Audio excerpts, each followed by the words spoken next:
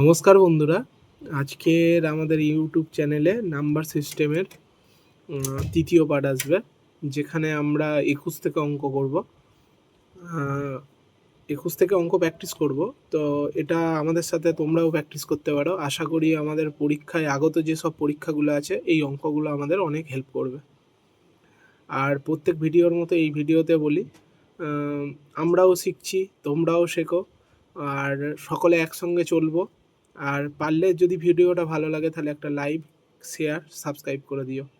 আর প্রত্যেক ভিডিওর মতো এবারেই বলছি, যদি কোনো ভুল থেকে থাকে তোমরা কমেন্টে জানিও, আমরা আমাদের ভুল ঠিক করে নেওয়ার চেষ্টা করব। বেশি না কথা বাড়িয়ে অঙ্কে চলে যাওয়া যাক।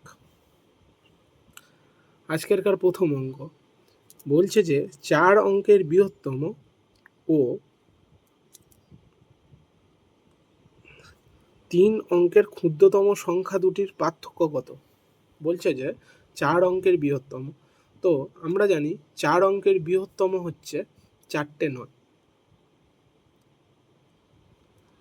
আর 3 অঙ্কের ক্ষুদ্রতম, 3 অঙ্কের সবচেয়ে ক্ষুদ্রতম হচ্ছে আমাদের 100। তো দুটির পার্থক্য জিজ্ঞেস করেছে মাইনাস, এটা করলে হবে 9899। 9899 অপশান এ হবে সঠিক অ্যান্সার। এরপর 22টা খুব ইম্পর্টেন্ট একটা অঙ্ক, যেটা আমাদের ডব্লিউপি বা ওয়েস্ট বেঙ্গলের যেসব পরীক্ষাগুলো আছে এই অঙ্কটা অনেকবার রিপিট দেখা গিয়েছে। তো এটাকে প্র্যাকটিস করা যাক। বলছে যে 10 থেকে 50-এর মধ্যবর্তী যে মৌলিক সংখ্যাটির অঙ্কদ্বয় স্থান পরিবর্তন করলেও তার মানের পরিবর্তন হয় না।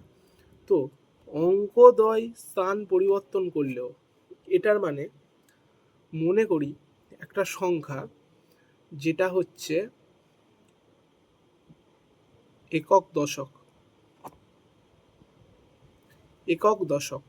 একক দশকে যদি আমি বলছে যে মৌলিক সংখ্যার অঙ্কদ্বয় স্থান পরিবর্তন করলেও, যেমন ধরো আমরা 12 ধরলাম, 12কে যদি আমরা স্থান পরিবর্তন করি তাহলে আমার হয়ে যাবে 21। কিন্তু দেখো 12 থেকে 21 হয়ে গেল, মানে মান পরিবর্তন হলো, তাহলে এই সংখ্যাটা নেওয়া যাবে না। বলছে যে অঙ্কদ্বয়ের স্থান পরিবর্তন করলেও তার মানের পরিবর্তন হয় না। কতগুলো বলছে? 10 থেকে 50 অবধি। 10 থেকে 50 অবধি এমন কতগুলো সংখ্যা আছে যার অঙ্কদ্বয়ের স্থান পরিবর্তন করলে মানের পরিবর্তন হয় না। যেমন ধরো 11কে তুমি যদি এদিক ওদিক করো 11ই থাকে। যদি তুমি 22কে এদিক ওদিক করো তাহলে 22ই থাকে। 33কে যদি তোমরা এদিক ওদিক করো তাহলে 23ই থাকবে। 44ও সেম হবে। বলছে যে মানের পরিবর্তন হয় না তাদের বর্গ হলো। আর এখানে বলেছে যে মৌলিক সংখ্যা, দেখো 11টা মৌলিক আমরা জানি, 22টা কিন্তু মৌলিক না, কারণ 11 দ্বারা ভাগ যায়। 33টা মৌলিক না, 44টাও মৌলিক না, তাহলে মৌলিককে 11। তাহলে এই মৌলিক সংখ্যাটির অঙ্কদ্বয় স্থান পরিবর্তন করলেও তার মানের পরিবর্তন হয় না, তার বর্গ কত? তার মানে 11 স্কোয়ার কত হবে? 11 স্কোয়ার হবে 121। 121 কোথায় আছে? অপশান সি হবে আমাদের রাইট অ্যান্সার।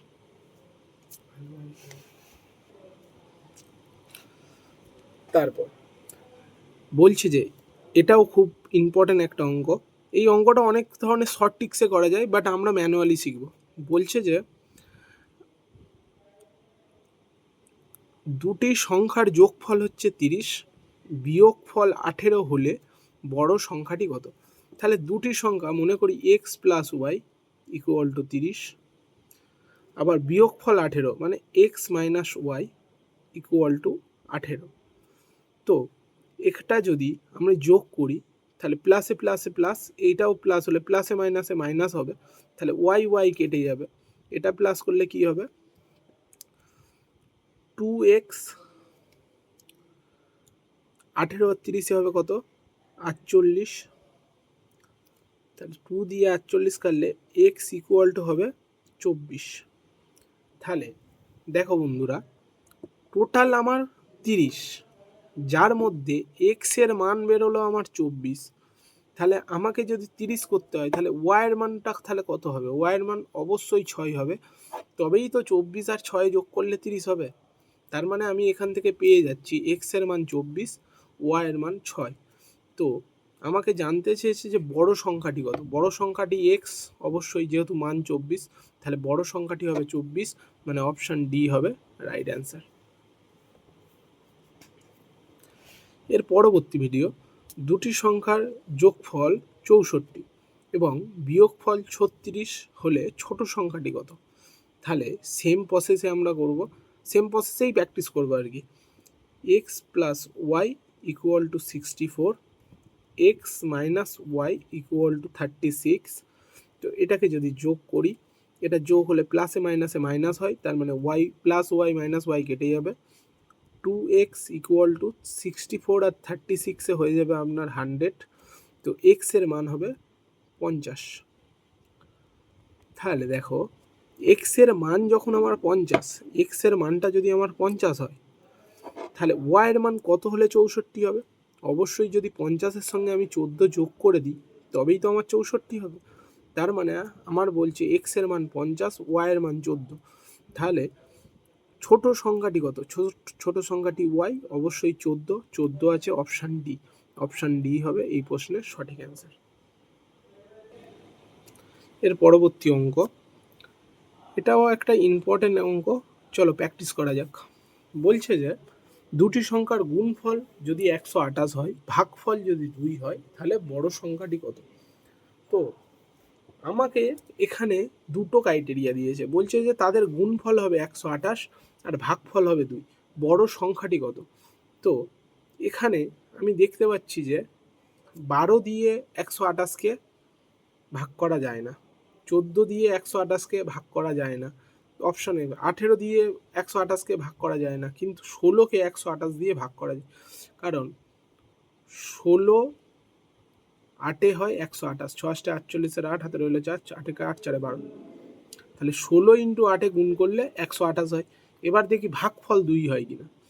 দেখো, 16-কে যদি আমি 8 দিয়ে ভাগ করি, তাহলে আমার ভাগফল 2 আসছে। তাহলে আমার কি হবে? অপশান নাম্বার বি হবে এই প্রশ্নের রাইট অ্যান্সার। তাহলে বড় সংখ্যাটি হবে কত? 16। ওই অঙ্কটাকে আবার আমরা ম্যানুয়ালিও করতে পারি, মানে A into B equal to 1 to 8 ধরতে হতো, তো তখন করলে জিনিসটা অনেক লেন্দি হয়ে যেত। তো সেই কারণে আমরা শর্ট প্রসেস অ্যাপ্লাই করলাম। চলো দ্বিতীয় 26-এর অঙ্কটা প্র্যাকটিস করা যাক। বলছে যে 561 এর মৌলিক উৎপাদকের যোগফল কত।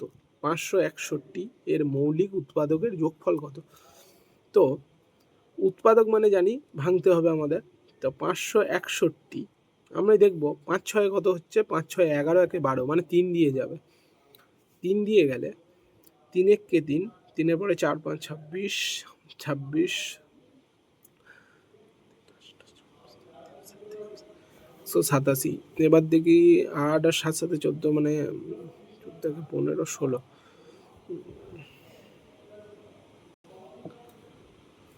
যদি 187-কে দেখতে পাচ্ছি, এটা 11 দিয়ে যাবে, 7 একে 8 8, মানে 11 দিয়ে যাবে। 11-কে 11, 7 11 77, ঠিক আছে, মানে 17। 17-কে ভাঙা যাবে না, তার মানে বলছে উৎপাদকগুলোর যোগফল, মানে 17 11 প্লাস 3, 7 একে 8, 8 3-এ 11, মানে 1, লাস্টে ইউনিট ডিজিট 1, মানে অপশান, মানে এটা হবে 31। অপশান বি হবে রাইট অ্যান্সার। এর পরবর্তী অঙ্ক, 3 0 4 দ্বারা গঠিত 3 অঙ্ক বিশিষ্ট সংখ্যাগুলির যোগফল কত। বলছে যে 3 0 এবং 4 দ্বারা গঠিত 3 অঙ্ক বিশিষ্ট সংখ্যাগুলির যোগফল কত। তো 3 0 4 দিয়ে আমাকে সংখ্যাগুলো তৈরি করতে হবে, যেটা 3 অঙ্কের সংখ্যা হবে। তো আমি এখান থেকে একটা তো সংখ্যা পাচ্ছি 304, আর একটা পেতে পারি 403, আর একটা পেতে পারি 430, আর একটা পেতে পারি 340। আর পাবো কি? না, আর পাওয়া যাবে না। তাহলে দেখো, 4 আর 3-এ কত হচ্ছে? 4 আর 3-এ হচ্ছে তোমার 7, আর 7, আর 4 আর 3 হচ্ছে 7, 4 4 8, 8 8, 8 3 11, 11 3 14, তাহলে 1477। 1477 কোথায় আছে? অপশান এ হবে এই প্রশ্নের সঠিক অ্যান্সার। তারপরে 28টা বলছে যে 55 পাওয়ার 3110, 23 পাওয়ার 5810, 42 পাওয়ার 312 এর একক স্থানীয় মান। তো বন্ধুরা, এর আগের বারেই আমরা যখন একক স্থানীয় মান প্র্যাকটিস করেছি, তো তখন আমরা একক স্থানীয় মানের রুলসগুলো দেখেছি। তো আজকের আমরা কি করব, এই একক স্থানীয় মানের অঙ্কগুলো প্র্যাকটিস করার চেষ্টা করব। তো রুলসগুলো তো আগেই লেখানো আছে। 5-এর পাওয়ার যাই কিছু থাকুক, একক স্থানীয় মানে 5-এর পাওয়ার 5ই হয়। আচ্ছা, 3-এর ক্ষেত্রে কি? 3-এর ক্ষেত্রে নিয়ম হচ্ছে এই যে পাওয়ারটা আছে সেটাকে 4 দিয়ে ভাগ করতে হবে। তাহলে 5810কে যদি আমি 4 দিয়ে ভাগ করি, 4 একে 4, 4 একে 5, 18, 4 4 16, 2 1, 4 5 20, 1 নামলো 0, 4 দুগুণে 8, মানে 2 অবশিষ্ট থাকছে। মানে কি হবে? 3-এর স্কোয়ার হলো প্লাস 2-এর ক্ষেত্রে নিয়ম কি? 312কে 4 দিয়ে ভাগ, 312কে যদি আমি 4 দিয়ে ভাগ করি, তাহলে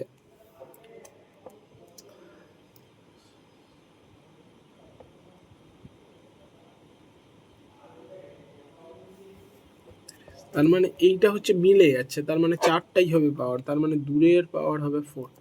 তো এটা করলে হচ্ছে 5 প্লাস 3-এর স্কোয়ার কত হচ্ছে 9, 2-এর স্কোয়ার কত হচ্ছে 2-এর 4, 16। তো এর একক স্থানীয় বলছে 6 আর 9 হচ্ছে আপনার 9 6 হচ্ছে 15, 15 আর 5 হচ্ছে 20। তাহলে 20 যদি হয় তার একক স্থানীয় মান হবে 0। তার 0 কি আছে? অপশান বিতে আছে 0। তো একক স্থানীয় অঙ্কটা করতে গেলে এর আগে রুলসটা সম্বন্ধে জানতে হবে। যদি রুলসটা তোমরা না জানো তাহলে এই অঙ্কগুলো প্র্যাকটিস করা যাবে না। তো আগের পার্টে এই একক স্থানীয় মানে রুলসটা লেখানো আছে। তো যারা আগের পার্টটা দেখোনি একটু দেখে নিও, আশা করি এই অঙ্কটা তোমাদের কাছে অনেক সহজ লাগবে। চলো তারপরের অঙ্কটা প্র্যাকটিস করা যাক। বলছে যে 11-র পাওয়ার 1, 12-র পাওয়ার 2, 13-র পাওয়ার 3, 14-র পাওয়ার 4, 15-র পাওয়ার 5, 16-র পাওয়ার 6 হলে এর একক স্থানীয় অঙ্কটি কত? তো দেখো, 1-এর পাওয়ার 1 মানে একই হবে। একক স্থানীয় অঙ্ক বলেছে মানে আমি শুধু এককের ঘরের অঙ্কটাই ধরবো। 1 প্লাস 2-এর পাওয়ার 2, 2-এর স্কোয়ার আমরা জানি সকলে 4, বসিয়ে দাও। 3-এর কিউব, 3-এর কিউব হয় কত? 3-এর কিউব হয় 27। তো যদি আমরা কেউ যদি 3-এর কিউব জানি তো ভালো কথা, 3-এর কিউব 27, 27-এর একক স্থানীয় মান হবে 7। 4-এর 4, 4-এর 4 মানে আমরা জানি 64। যদি নাও জানি 4কে কি করব আমি, যে পাওয়ারটা আছে সেটাকে 2 দিয়ে ভাগ করে নিলে 2 দুগুণে 4 হয়ে যাবে, মানে 4-এর স্কোয়ার। 4-এর স্কোয়ার কত হয়? 16 প্লাস এখানে আছে 5-এর 5। 5-এর ক্ষেত্রে নিয়ম, একক স্থানীয় অঙ্কের নিয়ম, 5-এর ক্ষেত্রে 5ই বসে যায়, 6-এর ক্ষেত্রে 6ই বসে যায়। তো এখানে পরের লাইনে আমি পাবো 1 প্লাস 4 প্লাস 7 প্লাস 4-এর স্কোয়ার হচ্ছে 16 মানে 6 প্লাস 5 প্লাস 6। তো এটাকে যদি আমি যোগ করি আমাদের অপশান উত্তর মিলে যাবে। তো 4 একে 5, 5 5, 5 আর হচ্ছে 7, 5 আর 7 12, 12, 12 আর 6 18, 18 5 23, 23 আর 6 হচ্ছে 29, 29 মানে তার একক স্থানীয় অঙ্ক কত হচ্ছে 9। 9 কিসে আছে? অপশান বি হবে এই প্রশ্নের সঠিক অ্যান্সার। তো আজকেরকার পার্টের লাস্ট প্রশ্ন বলছে 1001 2008 প্লাস 1002 এর একক স্থানীয় অঙ্ক কত? দেখো এই অঙ্কটা খুবই একটা সহজ অঙ্ক, চলো প্র্যাকটিস করা যাক। তো 1-এর পাওয়ার বলে দিয়েছি, একক স্থানীয় অঙ্ক বলেছে মানে এককের ঘরে একই আছে, আর 1-এর পাওয়ার যাই থাকুক একই বসে একক স্থানীয় রুলস অনুযায়ী। তো এখানে একক স্থানীয় অঙ্ক কি হলো? একই হবে প্লাস দেখো 1002 এর কোনো পাওয়ার নেই, তো যেহেতু একক স্থানীয় অঙ্ক বলেছে, এর এককের ঘরে কে আছে, 2 বসে আছে, তো 2 বসিয়ে দিলাম। তাহলে 2 আর 1 যোগ করলে কত হবে, 3। 3 আমার কোথায় আছে, অপশান বি। অপশান বি হবে সঠিক অ্যান্সার। তো আজকের ভিডিওটা এখানেই সমাপ্ত করা হচ্ছে। তো পরবর্তী দেখা হবে নতুন কোনো চ্যাপ্টার নিয়ে, যেটা আমরা প্র্যাকটিস করব। তোমরাও প্র্যাকটিস করো, আশা করি এই প্রশ্নগুলো তোমাদের অনেকটা সাহায্য করবে। আমরাও প্র্যাকটিস করছি। চলো সকলে মিলে এগিয়ে যাই, আর ভালোভাবে পড়াশোনা করি, আর নিজের জীবনকে পরিবর্তন করি। এই বলে আমার ভিডিওটা শেষ করলো। আর যদি ভিডিওটা ভালো লাগে একটা লাইক, শেয়ার আর সাবস্ক্রাইব করে দিও। ধন্যবাদ।